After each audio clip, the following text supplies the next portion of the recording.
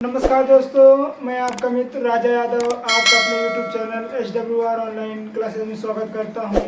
जैसा कि आप जान रहे हैं, हमारे चैनल HWR ऑनलाइन क्लासेस पर सभी विषयों की क्लास चलाई जा रही है, जैसे फिजिक्स, केमिस्ट्री, बायोलॉजी, जो कि साइंस के अंतर्गत आता है।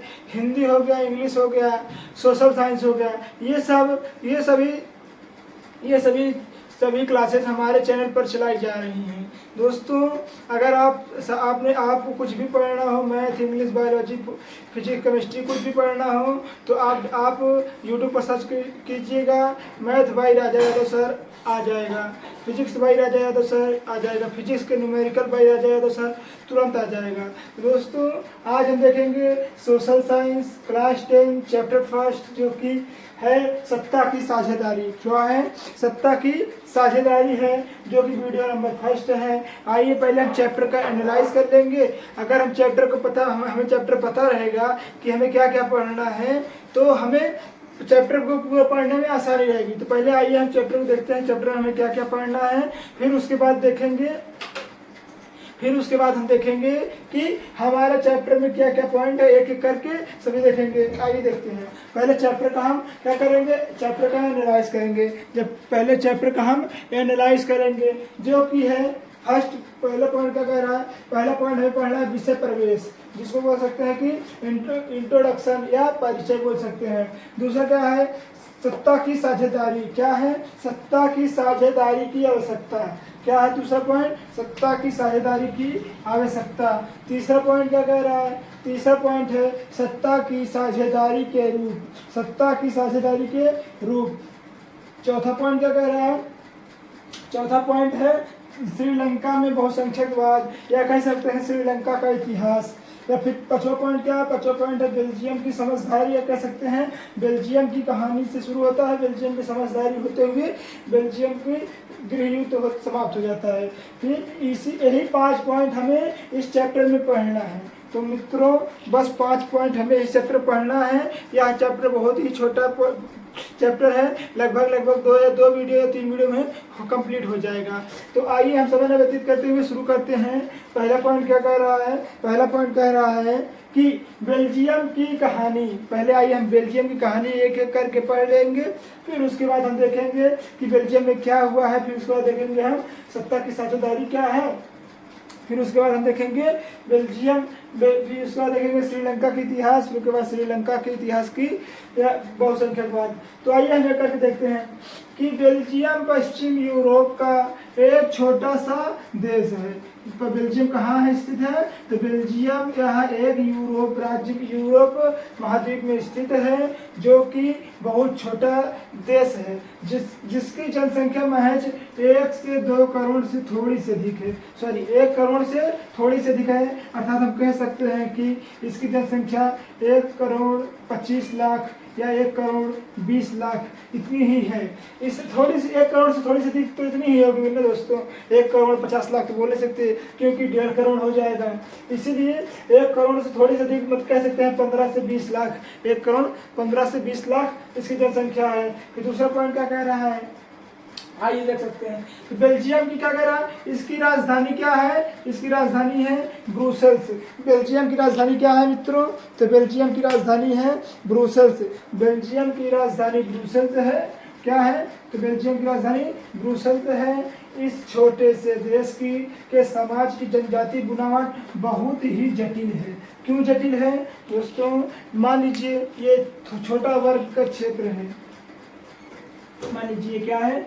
ये बेल्जियम है, ठीक है। बेल्जियम है। इस कोने पर डच भाषा बोल रहे हैं, इस कोने पर फ्रांसीसी भाषा बोल रहे हैं, तो इस कोने पर तो जर्मनी बोल रहे हैं, तो इस कोने पर को फारसी बोल रहे हैं। मतलब एक ही देश में निम्नलिखित भाषा बोली जा रही है। तो उसमें तो आपको खुद ही पता है कि जाति बुनावट कितनी कठिन होगी। क्योंकि जब एक ही राज्य में एक ही देश, छोटा सा देश है, उसी छोटे देश में सभी लोग मिलजुल कर रह रहे हैं और अलग अलग भाषा बोल रहे हैं, तो कठिनाई तो आएगी ही। तो फिर क्या करा? इसी समाज की इसकी जनजाति जो जाति है, जाति बुनावट बहुत ही जटिल है। इसकी जाति बुनावट क्या है? बहुत ही जटिल है। तीसरा पॉइंट क्या कह रहा है? बेल्जियम की जनसंख्या का 59% बेल्जियम की जनसंख्या का 59% हिस्सा फ्लेमिश है। फ्लेमिश क्या है? फ्लेमिश इलाका। फ्लेमिश एक मान लीजिए ये कोई इलाका है जिसे हम फ्लेमिश के नाम से जानते हैं। तो 59 यहाँ मान लीजिए ये वाला हो गया, ये वाला इलाका बड़ा है तो इसमें फ्लेमिश लोग रहते हैं। इलाके में कौन से लोग रहते हैं? तो फ्लेमिश लोग रहते हैं, जो कि क्या बोलते हैं? फ्लेमिश लोग रहते हैं और डच भाषा बोलते हैं। किसका भाषा किस इस्तेमाल करते हैं? तो बेल्जियम की जनसंख्या का 59% क्या है? हिस्सा फ्लेमिश इलाके में रहता है और कौन सी भाषा बोलता है? और डच भाषा बोलता है। और शेष 1% जो लोग हैं इसमें फ्लेमिश में 1% जो लोग हैं वो कौन सी भाषा बोलते हैं? 1% लोग जर्मन भाषा बोलते हैं। कैसी भाषा बोलते हैं? तो जो 1% लोग हैं वो जर्मन भाषा बोलते हैं। और अब इसी में देखिए आप, इसमें 59% हिस्सा किसका है? फ्लेमिश का है, जो कि डच भाषा बोलता है। और 1% हिस्सा है जर्मन लोग का है, जो कि जर्मन बोलते हैं। तो दोस्तों चौथा पॉइंट क्या कह रहा है? इसके चलते सन 1950 और सन 1960 के दशक में, किसमें?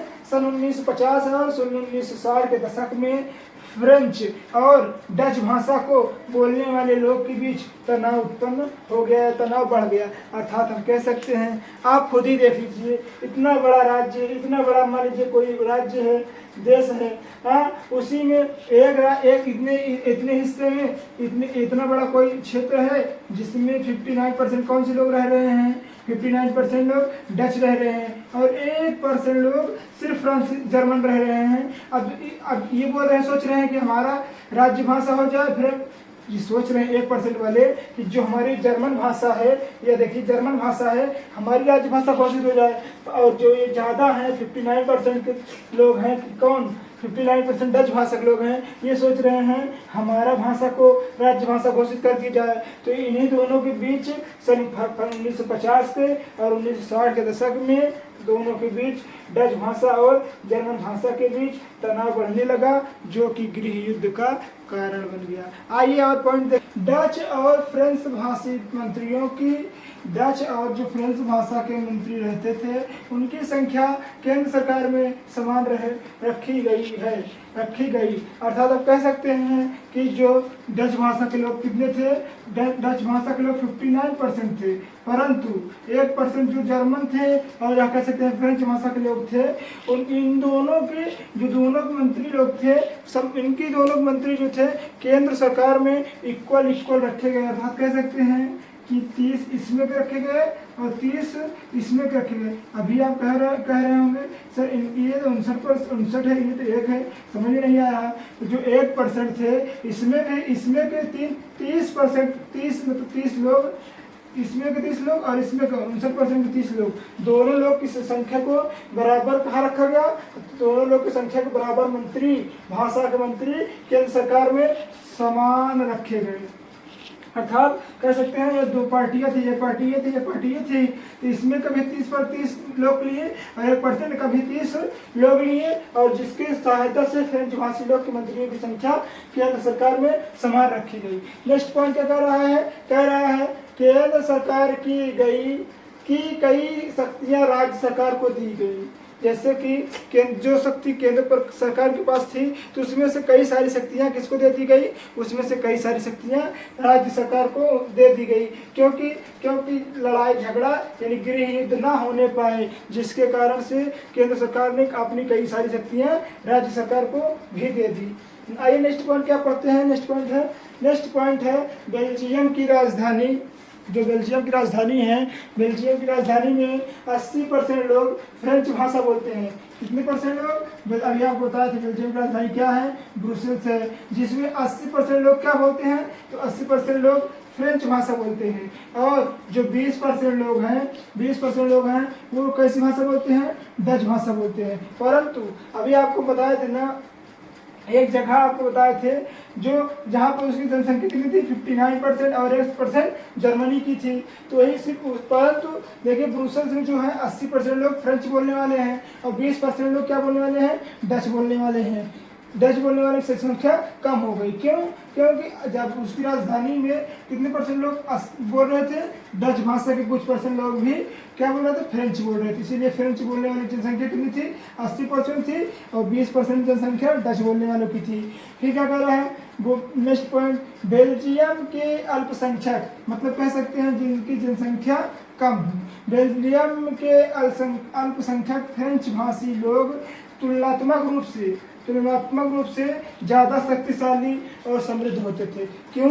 अब इनकी जनसंख्या बोलने में अधिक है, मान लीजिए कोई भी 100% हिस्सा है, ठीक है। अब इसी 100% हिस्सा में कोई किसी को 80 रुपये मिल जा रहा है, किसी को 20 रुपये मिल रहा है, तो ज़्यादा ताकतवर तो यही होगा ना, ज़्यादा समृद्ध ये नहीं होगा। ज़्यादा ताकतवर तो यही होगा ना 80% वाला, और ज़्यादा धन भी किसके पास रहेगा, 80% वाले के पास ही रहेगा। क्यों? क्योंकि बेल्जियम की अल्पसंख्यक फ्रेंच भाषा के लोग भले भी अल्पसंख्यक थे, मतलब कम लोग थे, मगर ज़्यादा क्या बोलते थे, फ्रेंच भाषा बोलते थे, तो इसीलिए वहाँ के लोग ज़्यादा शक्तिशाली थे और क्या थे, समृद्ध थे। मतलब कह सकते आर्थिक रूप से वह कमज़ोर नहीं थे। परंतु डच भाषा के लोग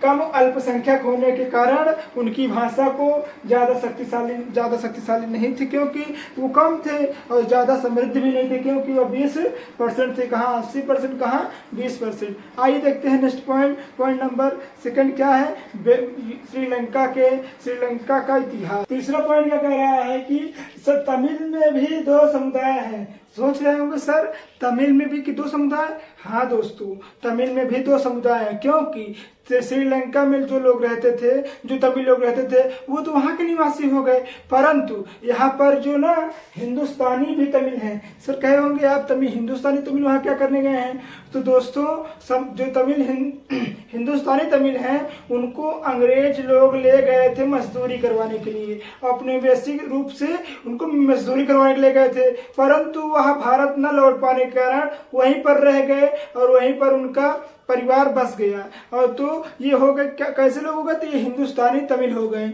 आइए देखते हैं तमिल में भी 2 प्रकार के तमिल रहते हैं। नंबर 1 श्रीलंकाई तमिल, जिसकी जनसंख्या कितनी है, जो जनसंख्या का लगभग 13% है। अर्थात हम कह सकते हैं कि 13% किसका है, तो 2 करोड़ जनसंख्या की लगभग 13% जनसंख्या इनकी है। टोटल किसकी, श्रीलंका के तमिल हैं, इनकी जनसंख्या कितनी है, 13% है। जबकि नंबर 2 हिंदुस्तानी तमिल जो है, ये औपनिवेशिक रूप से, आपको बताया थे ना, औपनिवेशिक रूप से काम करने के लिए भारत से लाए गए हैं, जिसकी जनसंख्या कितनी है, 5% है। क्यों दोस्तों, तमिल टोटल कितने परसेंट है, 18% है। जब 13% तमिल श्रीलंका के ही हो गए तो बचेगा 5%, तो 5% जो तमिल बचेंगे वो कहाँ के होंगे, तो 5% तमिल हिंदुस्तानी होंगे। कहाँ के होंगे, हिंदुस्तान के होंगे, जो श्रीलंका में औपनिवेशिक रूप से काम करने के लिए बागवानों में, खेतों में, खलिहानों में तथा महलों में काम करने के लिए लाए गए थे। किसके द्वारा, तो अंग्रेजों द्वारा। किसके द्वारा दोस्तों, तो अंग्रेजों द्वारा काम करने के लिए लाए गए थे। नंबर 4 क्या कह रहा है, अधिकतर सिंघली, जो सिंघली समुदाय के लोग रहते हैं, अधिकतर सिंघली भाषी लोग बौद्ध हैं। कैसे हैं, बौद्ध धर्म के अनुयायी हैं, मतलब बौद्ध धर्म को मानते हैं। जो सिंघली लोग 75% है ना, परंतु 75% पूरे नहीं मानते बौद्ध लोग को, मगर जो अधिकतर सिंघली लोग हैं वो किसको मानते हैं, तो बौद्ध धर्म को बढ़ावा देते हैं। जबकि तमिल भाषी लोग, कुछ लोग तो हिंदू हैं, तमिल भाषी लोग कुछ लोग तो हिंदू हैं और कुछ लोग मुसलमान, जिसको मुस्लिम भी बोलते हैं। तमिल भाषा में जो देखिए दोस्तों, यहाँ जो श्रीलंका में सिंघली लोग हैं, ये बौद्ध धर्म, कुछ लोग हिस्सा किसको मानते हैं, अधिकतर लोग बौद्ध धर्म मानते हैं। परंतु यहाँ जो सिंघली भाषा के लोग हैं, तमिल भाषा के लोग हैं, कुछ लोग तो हिंदू हैं और कुछ लोग मुस्लिम हैं। 5वां पॉइंट क्या कह रहा है, श्रीलंका में जनसंख्या का हिस्सा ईसाइयों का 7% है। जो ईसाई धर्म के लोग रहते हैं उनका हिस्सा कितना है, लगभग आपको बताया था 7.4% है, मान लीजिए 7% ही है। ईसाई लोग सिंघली तथा कौन सी भाषा बोलते हैं? सिंहली भाषा भी बोलते हैं और तमिल भाषा भी बोलते हैं। हम कह सकते हैं जो वहाँ पर 7.4% लोग 7.4% कौन से ईसाई रहते हैं, तमिल ईसाई रहते हैं, वो सिंहली भाषा भी बोलते हैं और तमिल भाषा भी बोलते हैं। आइए देखते हैं नेक्स्ट पॉइंट है श्रीलंका में बहुसंख्यकवाद। श्रीलंका में बहुसंख्यकवाद। उसके बाद देखेंगे बेल्जियम की समझदारी। उसके बाद क्या देखेंगे? बेल्जियम की समझदारी। आइए देखते हैं श्रीलंका में श्रीलंका में बहुसंख्यकवाद। श्रीलंका में बहुसंख्यकवाद क्या है? कौन कौन सी भाषाओं को प्रमुखता दी गई, प्रभुत्व दी गई, कौन कौन सी भाषा पीछे रह गई और कौन सी भाषा अपनी प्रभुत्व के कारण गृह युद्ध का कारण बन गई। आइए देखते हैं श्रीलंका में बहुसंख्यकवाद। एक एक पॉइंट करके सही पॉइंटों को पढ़ेंगे। पहले आइए हम देख लेते हैं। लोकतांत्रिक रूप से निर्वाचित सरकार, मतलब कि कह सकते हैं सभी के वोटों से लोकतांत्रिक रूप से निर्वाचित सरकार ने सिंगली समुदाय, जैसे अपने मतलब मान लीजिए अपने यहाँ भारत में लोकतांत्रिक सरकार बीजेपी की बनी है, तो बीजेपी ने एक नियम पारित किया जिसमें मान लीजिए हिंदी भाषा को क्या कर दिया, हिंदी भाषा को मान लीजिए बहुत प्रभुत्ता मिल गई, जिसके कारण हिंदी भाषा को राष्ट्रभाषा घोषित कर दिया गया। अपने यहाँ यही भाषा मतलब हिंदी भाषा को ही राष्ट्रभाषा या राजभाषा बोलते हैं, तो राष्ट्रभाषा बोलते हैं। ठीक उसी प्रकार लोकतांत्रिक रूप से निर्वाचित सरकार ने सिंहली समुदाय के लोगों की प्रभुत्ता कायम करने के लिए किसकी भाषा को, तो सिंहली, वहां जो बताया था आपको, इसका टोटल परसेंट कितना है? 74% है इसका श्रीलंका में इसका वेटेज। तो यहाँ के लोगों को प्रभुत्ता कायम करने के लिए बहुसंख्यक की पद्धति दे दी, यानी कह दिया कि सिंहली भाषा के लोग यहाँ पर बहुत ज्यादा हैं, जिसके कारण सबसे पहले इनको सरकारी नौकरी मिलेगी। अगर कोई भी वैकेंसी पहले निकलती है तो सबसे पहले सिंहली भाषा के लोगों को ही नौकरी रखा जाएगा, सिंहली भाषा के लोगों को ही प्रभुत्ता मिलेगी, सिंहली भाषा के लोग किसी भी काम में सबसे आगे रहेंगे। क्यों? क्योंकि इसी में सिंहली भाषा को प्रभुत्ता मिली, क्योंकि इनका सिंहली भाषा का समुदाय था, इनका 74% पूरे श्रीलंका में था। फिर क्या कह रहा है? पद्धति में कई कदम उठाए, वे निम्नलिखित हैं। आइए देखते हैं हम एक एक करके क्या होता है श्रीलंका भाषा, जो श्रीलंका में क्या क्या होता है बहुसंख्यकवाद पद्धति के लिए। जो सिंहली समुदाय है, तमिल समुदाय है, ईसाई समुदाय है, सबको देखते हैं एक एक करके। आइए देखते हैं। तो पहला पॉइंट क्या कह रहा? सिंहली को एकमात्र राजभाषा घोषित कर दिया गया। क्या घोषित कर दिया गया?